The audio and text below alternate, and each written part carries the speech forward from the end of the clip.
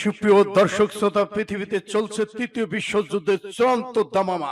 Iran Israel চলছে পাল্টাপাল্টি হামলা। ইতিপূর্বেই ইরান হামলায় ইসরায়েলে 150টি যুদ্ধক্ষেত্র বিনষ্ট। পাল্টা হামলা চালাচ্ছে ইসরায়েল, ডিপোতে হামলা চালাচ্ছে ইসরায়েল। এদিকে মধ্যপ্রাচ্যের ইসরায়েলি ঘাঁটিতে হামলা চালাবে ইরান। সুপ্রিয় দর্শক শ্রোতা, মুসলিম ইরানের সাথে একত্রিত হয়েছে গোটা মুসলিম বিশ্ব। এখানে ইরান, রাশিয়া এবং চীন একত্রিত, উত্তর কোরিয়া। এই যুদ্ধক্ষেত্রে মধ্যপ্রাচ্যে ঘাঁটিতে আক্রমণ, ইসরায়েলকে পৃথিবীতে চিরতরে মুছে দেওয়ার জন্য পুরো মুসলিম বিশ্ব একত্রিত হয়েছে।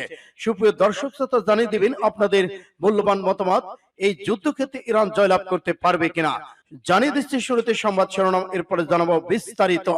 1 ঘন্টায় 10টি ইসরায়েলি বিমান ঘাঁটি ধ্বংস করেছে ইরান। আরো থাকছে, মধ্যপ্রাচ্যের যুদ্ধ বিমান সহ বিভিন্ন সামরিক সরঞ্জাম মোতায়েন করেছে যুক্তরাষ্ট্র। আর জানিয়ে দিব, ইসরায়েলে ইরানের ভয়াবহ হামলায় নিহত 7, আহত শতাধিক। ইসরায়েলে আর্মির রেডিওর বার্তা, রাতে আবার বড় হামলা চালাবে ইরান। এদিকে ইরান ইসরায়েল সংঘাত বন্ধে ঘণ্টাব্যাপী ট্রাম্প পুতিনের প্রণালাপ। এবার ভয়ঙ্কর হামলায় জ্বলছে তেল আবিব ও জেরুজালেম। এদিকে ইসরায়েলের হামলায় তেহরানের তেলের ডিপোতে আগুন। এবং সর্বশেষে জানিয়ে দেব, নেতানিয়াহুর বাসভবনে ভয়ঙ্কর বোমা হামলা চালালো ইরান। এতক্ষণ শুনছিলেন সংবাদ শিরোনাম, এখন বিস্তারিত। তবে অনুরোধ থাকবে, এই ভিডিওটিতে একটি লাইক দিন এবং কমেন্টস করে জানিয়ে দিন আপনি কোন জেলা থেকে বা কোথা থেকে আমাদের সাথে যুক্ত রয়েছেন। ইসরায়েল, ফিলিস্তিন, লেবানন, ইরান যুদ্ধের সর্বশেষ গুরুত্বপূর্ণ আন্তর্জাতিক আপডেট বাংলা সংবাদ হাতে পেতে চ্যানেলটি সাবস্ক্রাইব করে আমাদের সঙ্গেই থাকুন। ধন্যবাদ। 1 ঘন্টায় 10টি ইসরায়েলি বিমান ধ্বংস করেছে ইরান। মাত্র 1 ঘন্টায় ইসরায়েলের 10টি যুদ্ধবিমান ভূপাতিত করার দাবি করেছে ইরান। দেশটির সামরিক বাহিনীর সূত্রে এ খবর দিয়েছে মেহর নিউজ এজেন্সি। ইরানের খাতামাল আম্বিয়া আপ্রকাশ প্রতিরক্ষা ঘাঁটি কমান্ডার মেহর নিউজ জানিয়েছে, শেষ 1 ঘন্টার ব্যবধানে তারা দখলদার ইসরায়েলের 10টি সামরিক বিমান ধ্বংস করে দিয়েছে। তবে এ বিষয়ে বিস্তারিত জানা যায়নি। ইসরায়েলের পক্ষ থেকে কোনো বার্তা আসেনি। দাবিকৃত বিমানগুলো আসলে যুদ্ধবিমান, ড্রোন নাকি নজরদারি চালানো বিমান, সে বিষয়ে স্পষ্ট কোনো কিছু জানায়নি। তবে এই ঘটনার পর কোনো ঘোষণা দিয়ে ইসরায়েলে ব্যাপক হামলা চালায় ইরান। এতে অন্তত 20 জন আহত হয়েছেন, যাদের একজনের অবস্থা খুবই গুরুতর। ইসরায়েলের জরুরি পরিষেবা এমডিএ জানিয়েছে, হাইফা শহরের পাশে ইরান থেকে নিক্ষেপ করা ক্ষেপণাস্ত্রের আঘাতে 5 জন আহত হয়েছেন এবং গ্যালিলিও এলাকায় একটি দোতলা ভবনে 14 জন আহত হয়েছেন। তবে মেডিসিস দাবি করেছে, ইসরায়েলের উত্তরাঞ্চলে ইরানের ছোড়া মিসাইলে 1 জন মারা গেছেন। একই দাবি করেছে ব্রিটিশ গণমাধ্যম বিবিসি। মধ্যপ্রাচ্যের যুদ্ধবিমান সহ বিভিন্ন সামরিক সরঞ্জাম মোতায়েন করেছে যুক্তরাজ্য। উত্তেজনা বাড়ার মধ্যপ্রাচ্যের যুদ্ধবিমান সহ বিভিন্ন সামরিক সরঞ্জাম মোতায়েন করেছে যুক্তরাজ্য, এমনটা জানিয়েছেন দেশটির প্রধানমন্ত্রী কিয়ার স্টারমার। গতকাল শনিবার কানাডায় গ্রুপ অফ 7G সম্মেলনে যাওয়ার সময় সাংবাদিকদের সঙ্গে আলাপ করে কথা বলেন তিনি। রোববার এক প্রতিবেদনের তথ্য জানায় কাতার ভিত্তিক সংবাদ মাধ্যম আল জাজিরা। কিয়ার স্টারমার বলেছেন, যুদ্ধবিমান সামরিক সরঞ্জামগুলো আঞ্চলিক জরুরি সহায়তা দিতে মধ্যপ্রাচ্য পাঠানো হচ্ছে। প্রধানমন্ত্রী এক মুখপাত্র জানান, গত শুক্রবার সকালে এই অঞ্চলের পরিস্থিতি অবনতির দিকে যায়। বিষয়টি স্পষ্ট হলে ব্রিটিশ বাহিনী প্রস্তুতি নেওয়া শুরু করে। যুক্তরাজ্যের ঘাঁটি থেকে অতিরিক্ত জ্বালানি সরকারের সরবরাহকারী বিমান পাঠানো হয়েছে। এছাড়া আরো যুদ্ধবিমান পাঠানো হবে। এদিকে ইরান ও ইসরায়েলের উত্তেজনা বিষয়টি নিয়ে সৌদি যুবরাজ মোহাম্মদ বিন সালমানের সঙ্গে ফোনে কথা বলেছেন ব্রিটিশ প্রধানমন্ত্রী স্টারমার। প্রধানমন্ত্রী দপ্তর থেকে এক বিবৃতিতে জানানো হয়েছে, মধ্যপ্রাচ্যের গুরুতর উদ্বেগজনক পরিস্থিতি নিয়ে এই দুই নেতা আলোচনা করেছেন। চলমান উত্তেজনা প্রশমনে প্রয়োজনীয় নিয়ে এই কথা বলা হয়েছে। ইসরায়েলে ইরানের ভয়াবহ হামলায় নিহত 7, আহত শতাধিক। ইসরায়েলে নতুন করে হামলা চালিয়েছে ইরান। রোববার হামলায় অন্তত 7 জন নিহত হয়েছে বলে জানিয়েছে মার্কিন সংবাদ মাধ্যম CNN। এই ঘটনায় আহত হয়েছেন শতাধিক মানুষ। ইসরায়েলি পুলিশ জানিয়েছে, শনিবার গভীর রাতে দেশটির উত্তরাঞ্চলে একটি ক্ষেপণাস্ত্র পুড়ে 4 জন নিহত হয়েছেন। জাতীয় জরুরি পরিষেবা মেগেন ডেভিড অ্যাডাম MDA এর আগে 3 জনের মৃত্যুর সংখ্যা জানিয়েছে। পুলিশ জানিয়েছে, সরাসরি আঘাতে অস্ত্র পরে 40 বছর বয়সী 2 নারী এবং 20 বছর বয়সী 1 নারী এবং 13 বছর বয়সী 1 কিশোর নিহত হয়েছেন। তারা আরো জানিয়েছে, অনেকে বাসিন্দা আহত হয়েছেন। জরুরি উদ্ধারকারীর ধ্বংসস্তূপের নিচে আটকে পড়ে আছেন। MDA ইসরায়েলি পুলিশের মতে, ক্ষেপণাস্ত্র হামলা পরবর্তী ঢেউয়ের মধ্যে ইসরায়েলের বাত ইমাম শহর 3 জন নিহত হয়েছেন।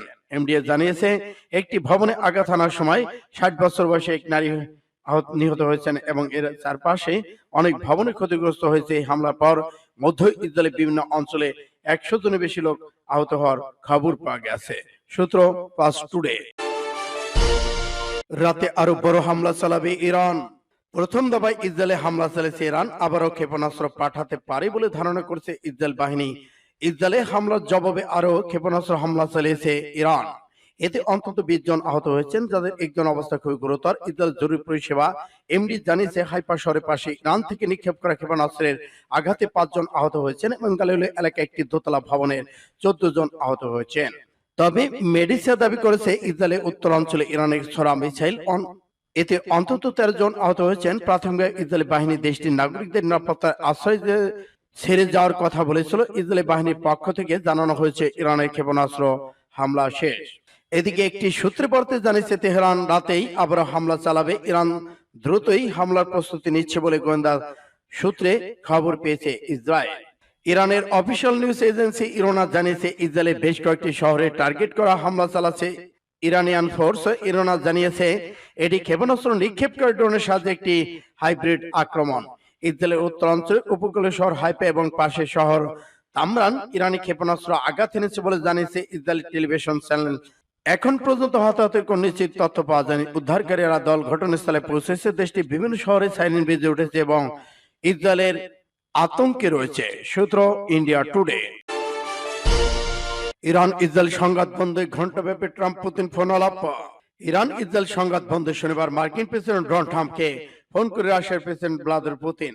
এই সময় ইরানের বিরুদ্ধে ইসরায়েলি সামরিক অভিযানের নিন্দা জানান তিনি। সেই সাথে অনাকাঙ্ক্ষিত পরিস্থিতিতে উত্তরণের বিষয়ে আলোচনা করেন মার্কিন প্রেসিডেন্ট ডোনাল্ড ট্রাম্প। শনিবার বার্তা সংস্থা রয়টার্সে এক প্রতিবেদন উঠে আসে তথ্য ফোনালাপের ব্যাপ্তি ছিল প্রায় 50 মিনিট। ক্রেমলিনের শীর্ষ পররাষ্ট্রনীতি বিষয়ক উপদেষ্টা ইউরি উশাকভ সাংবাদিকদের জানান ভ্লাদিমির পুতিন ইরানের বিরুদ্ধে ইসরায়েলের সামরিক অভিযানের নিন্দা জানিয়েছেন এবং সংঘাতের সম্ভাব্য বৃদ্ধি সম্পর্কে গুরুতর উদ্বেগ প্রকাশ করেছেন। সেই সাথে যুদ্ধের ফলে মধ্যপ্রাচ্যের পরিস্থিতি অপ্রত্যাশিত পরিস্থিতি হতে পারে বলে মন্তব্য করেছেন তিনি। এদিকে ট্রাম্প তার পক্ষ থেকে মধ্যপ্রাচ্যের ঘটনাবলীকে অত্যন্ত উদ্বেগজনক বলে উল্লেখ করেছেন। এ সময় দুই নেতা বলেন তারা ইরানের পারমাণবিক কর্মসূচি নিয়ে আলোচনার পথে ফিরে আসার সম্ভাবনা উড়িয়ে দিচ্ছেন না। অপরদিকে রাষ্ট্রীয় সংবাদ মাধ্যম RIA অনুসারে ইউক্রেন সম্পর্কে পুতিন মার্কিন প্রেসিডেন্টকে বলেছেন রাশিয়া 22 জুনের পর ইউক্রেনের সাথে আলোচনা চালিয়ে যেতে প্রস্তুত রয়েছেন। ফোন আলাপে ট্রাম্প সংঘাতের দ্রুত সমাধানের জন্য তার আগ্রহে পুনর্ব্যক্ত করেছেন বলেও জানানো হয়েছে। সূত্র ইন্ডিয়া টুডে। জ্বলছে তেল আবিব ও জেরুজালেম। ইসরায়েলি আর্মি রেডিও এক সূত্রের বরাতে জানিয়েছেন তেহরান রাতেই আবার হামলা চালাবে, তবে ইসরায়েলি বাহিনীর জনগণকে বাসায় ফেরার আশ্বাস দিয়েছিল।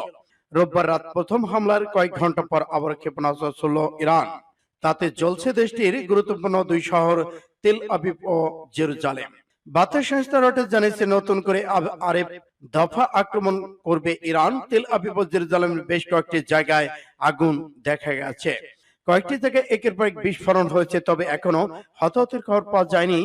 ইসরায়েলি রিপোর্টার হেকিমাতার সোশ্যাল মিডিয়া অ্যাকাউন্টে বলেছেন তেল আবিব ভয়াবহ বর্ণনা। বেশ কিছু বড় ধরনের বিস্ফোরণ ঘটেছে। এদিন রাতেই ঘোষণা দিয়ে ইরান বড় ধরনের আক্রমণ চালায়। এতে 20 জন আহত এবং তাদের একজনের অবস্থা খুব গুরুতর। ইসরায়েলের জরুরি পরিষেবা MDA জানিয়েছে হাইফা শহরের আশপাশ ইরান থেকে নিক্ষেপ করা ক্ষেপণাস্ত্র আঘাতে 5 জন আহত হয়েছেন। ইসরায়েলি হামলায় তেহরানের তেলের ডিপোতে আবারও আগুন। ইসরায়েলি বাহিনীর হামলায় তেহরান উত্তর পশ্চিমে অবস্থিত শাহরাম তেল ডিপোতে আগুন লেগেছে। সামাজিক যোগাযোগ মাধ্যম এক্সরে পোস্টে একটি ভিডিওতে এমন চিত্র দেখা গেছে। এই সত্যতা নিশ্চিত করেছেন আল জাজিরা। এটি ইসরায়েলি হামলার পরপরই হয়েছে বলে জানিয়েছেন সংবাদ মাধ্যমটি। ঘটনাস্থলে ভিডিও ফুটেজে দেখা গেছে কালো ধোঁয়ার বৃহৎ স্তূপাকারে উপর দিকে উঠে গেছে আগুন। ভয়াবহ মাত্রায় ছড়িয়ে পড়েছে এই আগুন। তেহরানের বিভিন্ন জায়গা থেকে দৃশ্যমান হয়েছে এবং শহরের বেশ কিছু এলাকা থেকে আগুনের ধোঁয়া অগ্নিকাণ্ডের ছবি সামাজিক মাধ্যমে ছড়িয়ে পড়েছে। শাহরান তেল ডিপো ইরানের একটি গুরুত্বপূর্ণ তেল ও গ্যাস স্থাপনা, যা দেশের অর্থনীতি জ্বালানি সরবরাহের জন্য অত্যন্ত গুরুত্বপূর্ণ। আগুন লাগার পর স্থানীয় কর্তৃপক্ষ দ্রুত পরিস্থিতি নিয়ন্ত্রণে আনতে চেষ্টা করেছেন। এদিকে ইসরায়েলি হামলার পর তেহরানে এই তেলের ডিপো আগুনে ইরানের অর্থনীতি নিরাপত্তার বড় ধাক্কা আসতে পারে বলে বিশেষজ্ঞরা মনে করেছেন। এখন পর্যন্ত আগুনের কারণে কোনো হতাহতের খবর পাওয়া যায়নি, তবে তৎপর কর্তৃপক্ষ আগুন নেভাতে কাজ করছেন। সূত্র আল জাজিরা। নেতানিয়াহুর বাসভবনে ফ্লাশ বোমা হামলা। মধ্যপ্রাচ্যের কসাই হুইটলার হিসেবে খ্যাত ইসরায়েলের প্রধানমন্ত্রী বেনিয়ামিন নেতানিয়াহুর বাসভবনকে লক্ষ্য করে আবারও হামলার ঘটনা ঘটেছে। এবার তার বাড়ির বাগান এবং ফ্লাশ বোমা নিক্ষেপ করা হয়েছে, তবে এতে ক্ষয়ক্ষতির পরিমাণ এখনো জানানো হয়। রোববার বার্তা সংস্থা রয়টার্স খবর দিয়েছে। এক প্রতিবেদনে বলা হয়েছে, শনিবার উত্তর ইসরায়েল শহর সিরিয়ার সিজারিয়াতে নেতানিয়াহুর বাড়িকে লক্ষ্য করে দুটি ফ্লাশ বোমা নিক্ষেপ করা হয়। বোমা দুটি ওই বাড়ির বাগানে পড়ে। ইসরায়েলি পুলিশের এক বিবৃতিতে বলা হয়, এই সময় সেখানে নেতানিয়াহু তার পরিবারে কেউ উপস্থিত ছিলেন না। ইসরায়েলি পুলিশ আরো জানিয়েছে, এই দুটি ফ্লাশ বোমা, এসব বোমা সাধারণ যুদ্ধবিমান থেকে ছোড়া হয়ে থাকে। বিস্ফোরণের সময় ফ্লাশ বোমা বিপুল পরিমাণ উজ্জ্বল আলো ছড়ায়। এই হামলায় কোনো ক্ষয়ক্ষতির খবর পাওয়া যায়নি বলে দাবি করেছে দেশটির পুলিশ। আজ রোববার দেশটির প্রতিরক্ষা মন্ত্রী নেতানিয়াহুর ঘনিষ্ঠ ইসরায়েলি কাটজে এক্স পোস্টে বলেছেন, ঘটনাটি সব সীমা রেড লাইন অতিক্রম করে গেছে। ইসরায়েল নিরাপত্তা বিচারিক সংস্থাগুলোকে এই ঘটনার প্রয়োজনীয় ব্যবস্থা নিতে আহ্বান জানান তিনি। এই ঘটনার নিন্দা জানিয়ে ইসরায়েলের প্রেসিডেন্ট আইজাক হারজগ এর আগে অক্টোবরে একবার নেতানিয়াহুকে হত্যা চেষ্টা করা হয়েছিল। সেখানে লক্ষ্য ছিল তার বাসভবন। আত্মঘাতী ড্রোন তার বাড়ির দিকে উড়ে গিয়ে বিস্ফোরিত হয়, কিন্তু ক্ষয়ক্ষতি তেমন হয়নি। নেতানিয়াহু সেদিনও বাড়িতে ছিলেন না, ফলে বেঁচে গিয়েছেন। এরপর শনিবার আবার আক্রমণ শুরু হয়।